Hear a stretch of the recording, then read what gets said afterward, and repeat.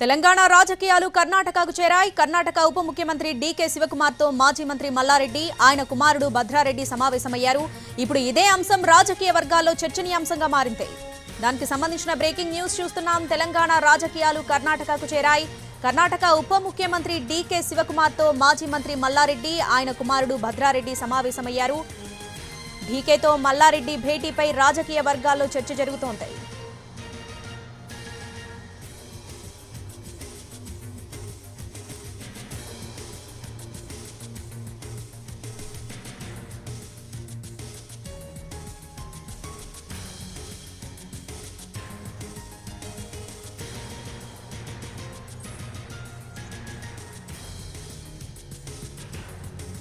కర్ణాటక ఉప ముఖ్యమంత్రి డీకే శివకుమార్ తో మాజీ మంత్రి మల్లారెడ్డి, ఆయన కుమారుడు భద్రారెడ్డి సమావేశమయ్యారు. దీనికి సంబంధించి పూర్తి అప్డేట్స్ మా ప్రతినిధి చారి ఫోన్ ఇన్ ద్వారా అందిస్తారు. చారి, భేటీకి సంబంధించిన డీటెయిల్స్ ఏంటి?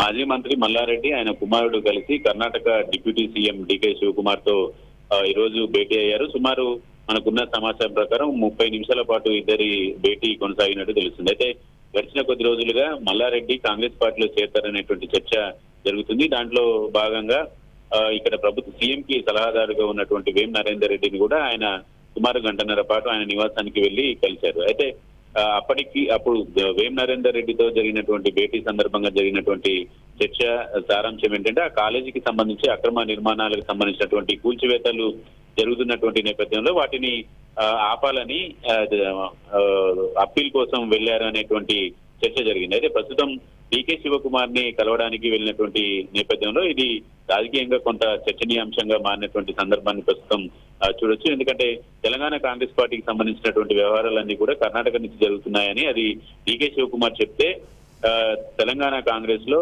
కానిది లేదు అనేటువంటి ఒక ఫీలర్ ఉన్నటువంటి నేపథ్యంలో మల్లారెడ్డి డీకే శివకుమార్ ని అందుకే కలిశారనేటువంటి చర్చ కూడా నడుస్తుంది. తెలంగాణ కాంగ్రెస్ లో ప్రస్తుతం సీఎంతో మల్లారెడ్డిని భేటీకి సంబంధించి కావచ్చు, బయట జరుగుతున్నటువంటి చర్చలో కాంగ్రెస్ పార్టీలో చేరతారనేటువంటి అంశాలు కావచ్చు, ఇవన్నీ కూడా జరగాలంటే నేరుగా రేవంత్ రెడ్డి సీఎం తోటే ఈ పని కాబట్టి